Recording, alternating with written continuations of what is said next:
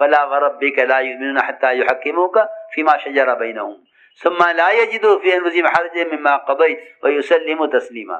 یہ قرآن نے تو اس طرح کہا ہے کہ تیرے رب کی قسم وہ لوگ ایمان والے کبھی نہیں ہو سکتے کہ جب وہ کوئی مسئلہ آپ کے پاس لے کر آئیں اور آپ اس کے بارے میں کوئی فیصلہ کر دیں اور آپ کے فیصلے کے بعد وہ اپنے دین پہ رائے کو باقی رکھیں، کہ یہ ایمان والے نہیں ہو سکتے، ایمان والے نہیں ہو سکتے. جی ہاں، ایمان کا تقاضا تو یہ ہے سمعنا واطعنا، کہ اللہ ہم نے سنا اور مان لیا.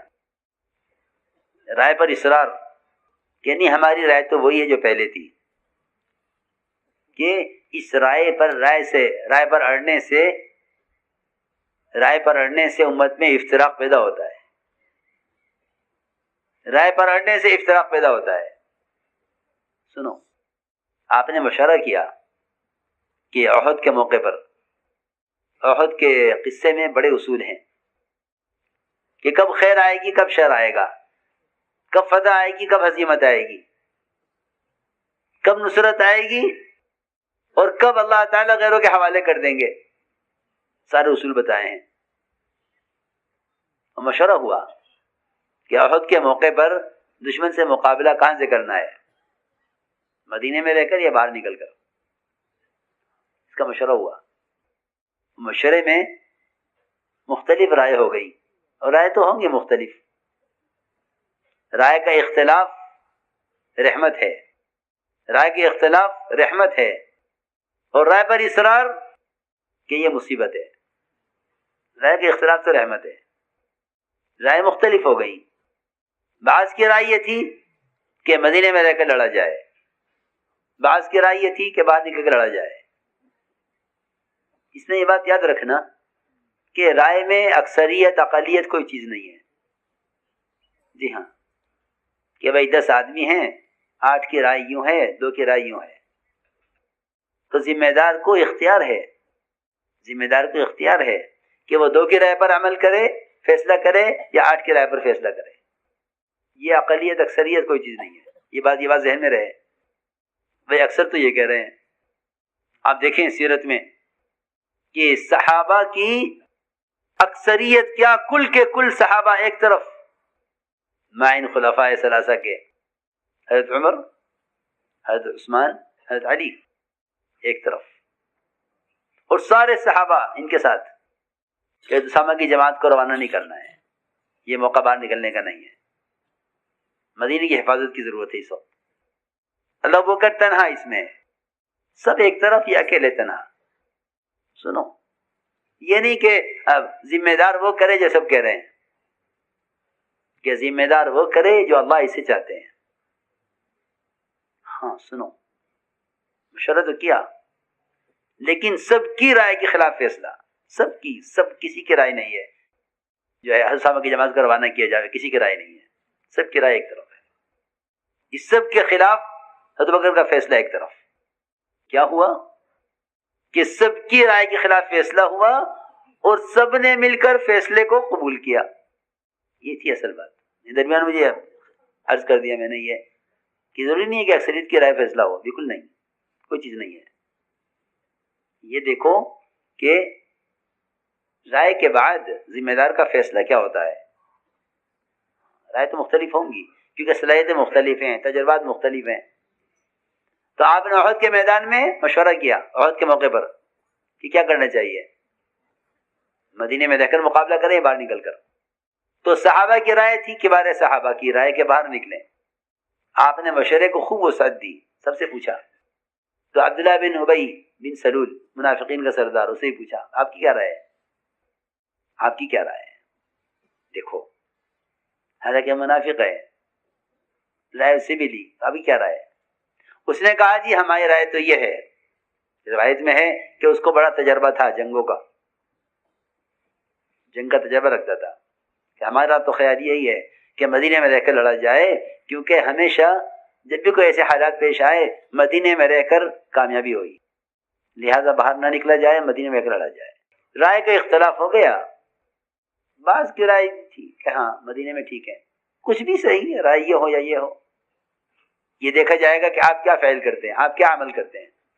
آپ گھر میں داخل ہوئے اور آپ تیار ہو کر نکلے مدینے سے باہر جانے کے لیے، ختم ہو گئی، سارے رائے ختم ہو گئی کہ آپ خود نکلنے کے لیے تیار ہو گئے، فیصلہ فرما دیا۔ عبداللہ بن ابی نے کہا کہ ہماری رائے تو وہی ہے جو پہلے تھی، ہم آپ کے ساتھ نہیں نکلیں گے اس لیے کہ آپ نے ہماری رائے پر عمل نہیں کیا۔ سنو، یہ سمجھنے کی بات ہے۔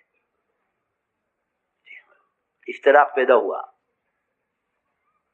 ہم تو وہی کریں گے جو ہماری رائے تھی، ہم آپ کے ساتھ نہیں جائیں گے اس لیے کہ آپ نے ہماری رائے پر عمل نہیں کیا۔ یہ کہہ کر عبداللہ بن ابی بن سلول منافقین کا سردار وہ الگ ہو گیا اور اعلان کر دیا اس نے کہ ہماری رائے والے ہمارے ساتھ ہو جاویں۔ سنو، کون ہماری رائے پر ہے، کوئی ان کی رائے پر ہے، الگ الگ ہو جاؤ۔ سنو، افتراق، جی ہاں، اپنے رائے پر اڑ گیا وہ۔ ٹھیک ہے، بات ختم ہو گئی، اب کیا اڑنا اس پر؟ نے کہا کون میرے ساتھ ہے؟ تو 300 آدمی ساتھ ہو گئے اس کے، 1000 تو کل تھے صحابہ آپ کے ساتھ، 300 ان کے ساتھ ہو گئے عبداللہ بن ابی کے ساتھ، کہ ہم 300 آپ کے ساتھ ہیں، کیونکہ خطرہ نظر آ رہا ہے، باہر تجربہ ہے نہیں ہمیں، اور یہ ہے اور وہ ہے، جب یہ رائے آ گئی ہے کہ بھئی مدینے میں رہ کے لڑنا ہے تو ہماری رائے پر عمل کیوں نہیں ہو رہا ہے، اس لیے ہم تو آپ کے ساتھ جائیں گے نہیں۔ یہ صاف کہا، یہی الفاظ تھے کہ ہمارے آپ کے ساتھ نہ جانے کی وجہ یہ ہے کہ جو ہم کہہ رہے تھے اس پر عمل نہیں ہوا۔ یہ ٹھہر گیا، اس کے ساتھ 300 آدمی الگ ہو گئے۔ حضور اکرم صلی اللہ علیہ وسلم کے ساتھ 700 آدمی نکلے، 300 کم ہو گئے۔ پھر قرآن میں ایک بات اور ہے کہ 2 جماعتیں ایمان والوں کی، 2 جماعتیں ایمان والوں کی، وہ درمیان میں لٹک گئے، ان کا ساتھ دیں یا ان کا ساتھ دیں۔ ہاں، اسی طرح ہے، بخاری شریف کی روایت ہے، قرآن کی آیت ہے، اذ ہم الطائفتان منکم ان تفشلا، کہ 2 جماعتیں ایسی تھیں جو درمیان میں لٹک گئیں، ادھر جامیں، ان کا ساتھ دیں کہ ان کا ساتھ دیں۔ جی ہاں، واللہ ولیہما، لیکن بات یہ ہے کہ کیونکہ یہ ایمان والے تھے، مخلصین تھے، ان کو اللہ نے سنبھال لیا۔ یہ جماعت یہ کہا کرتی تھی کہ اللہ نے ہماری کمزوری تو ظاہر کر دی قرآن میں، ہمیں بڑا افسوس تھا اس آیت کا کہ ہمارے بارے میں آیت نازل ہوئی اذ ہم الطائفتان منکم ان تفشلا، لیکن جب آگے اللہ نے فرمایا واللہ ولیہما تو اس سے ہمیں اطمینان ہو گیا کہ جب اللہ ہمارا والی ہے، ہمارا دوست ہے، تو اللہ ہمیں خیر کی طرف پھیر دے گا۔ چنانچہ کچھ تھوڑے سے تذبذب کے بعد، کچھ سوچ بچار کے بعد، یہ دونوں جماعتیں ایمان والوں کی یہ بھی صحابہ کے ساتھ ہو گئیں، باہر نکل گئیں، ورنہ یہ کچھ عرصے درمیان میں لٹکی رہیں کہ ہمیں کس کا ساتھ دیں۔ جی ہاں، کسی اللہ نے کیسے اللہ نے کھول کے بیان کر دیے سارے اصول۔ جماعت نکلی، احد کا میدان ہوا، آپ نے اپنے صحابہ کو ترتیب دیا، اور آپ نے ایک ایسی گھاٹی جبل رمات پر جہاں سے آپ کو اندازہ تھا کہ دشمن ادھر سے حملہ کر سکتا ہے، آپ نے 50 صحابہ عبداللہ بن جبیر ان کے ساتھ متعین کر دیے ایک پہاڑ کے اوپر، فرمایا کہ تمہیں یہاں سے ہٹنا نہیں ہے 50 کو،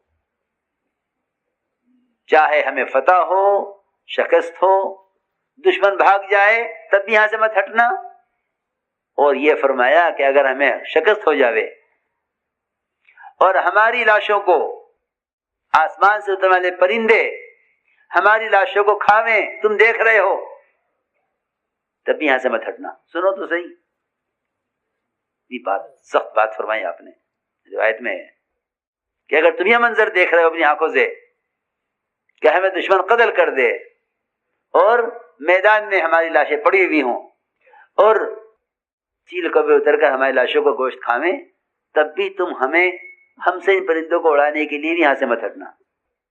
سنو بات، اور اگر ہمیں فتح ہو جاوے، دشمن بھاگ جائے اور ہم سب مال غنیمت لوٹ رہے ہوں، تب بھی تم یہاں سے مت ہٹنا. لوگ کہتے ہیں ہاں ٹھیک ہے اصول پہلے کے لیے تھا اب تھوڑی ہے, اب تو معاملہ نمٹ گیا, میدان ختم ہو چکا, سب جا رہے ہیں, سارے مشرکین کو ہزیمت ہو گئی ہے اور مسلمان مال غنیمت لوٹ رہے ہیں, سب سارا مال لوٹ لیں گے, ہم رہ جائیں گے. ہاں یہ نہیں کہ اصول پہلے کے لیے تھا اب نہیں ہے. یہ اصول کی بات یہ ہے کہ جو کام جس وقت کے لیے دیا گیا ہے اس کو پورا کرو.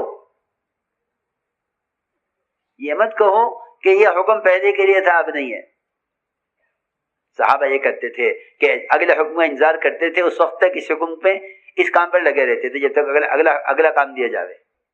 نہیں اس کو درمیان میں چھوڑ دیں, اپنی رائے سے اپنی سوچ سے سنو. چنانچہ اللہ کا حکم اور اللہ کی شان کہ مسلمانوں کو زبردست فتح ہوئی, مشرکین کو شکست ہوئی, اور یہ سب میدان چھوڑ کے بھاگے. بہت جلدی میدان ہاتھ میں آ گیا. صحابہ کرام اللہ کا فضل اور مال غنیمت کے لوٹنے میں لگے. ان 50 نے دیکھا اوہو تو ختم ہو چکا قصہ, اور میدان سے دشمن بھاگ چکا ہے, سارا مال غنیمت لوگ لوٹ رہے ہیں, چلو ہم بھی اترے. ان کے امیر صاحب نے کہا نہیں بھائی, تم 50 میں سے ایک بھی یہاں سے نہیں اترے گا, اللہ کے نبی کا یہ حکم ہے.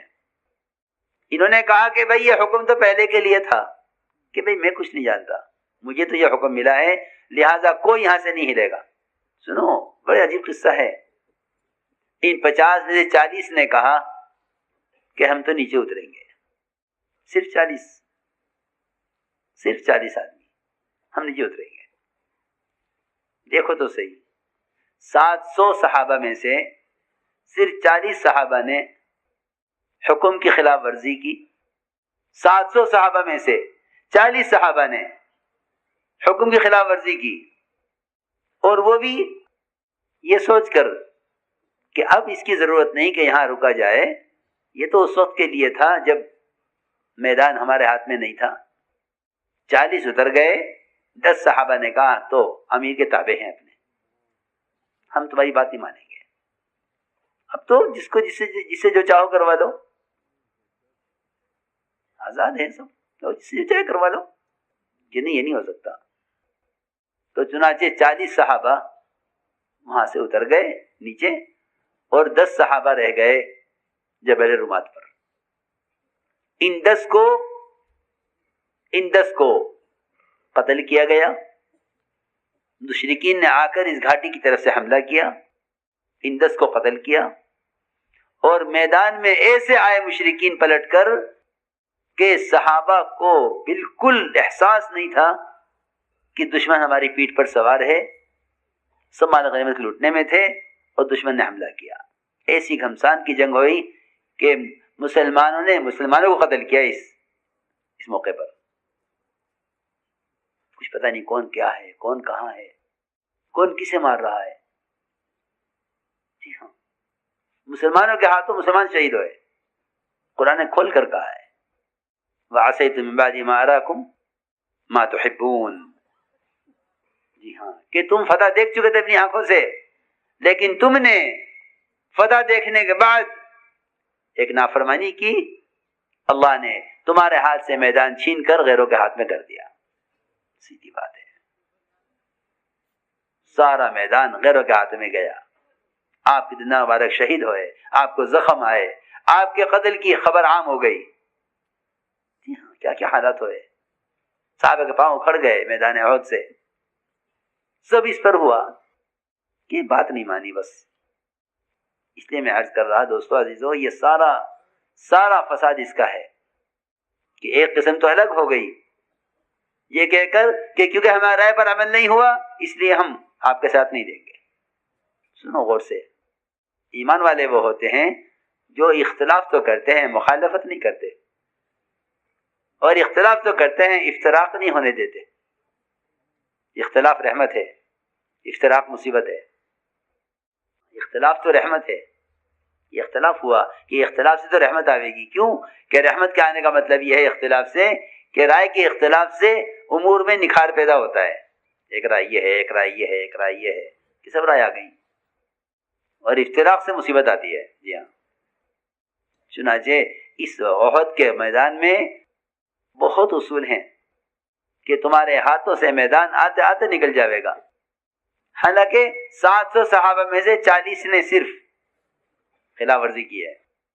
اگر یہ 50 صحابہ 40 صحابہ ان کے ساتھ ان 10 کے ساتھ یہ جمع رہتے اپنی جگہ پر تو میدان سارا مسلمانوں کے ہاتھ میں تھا.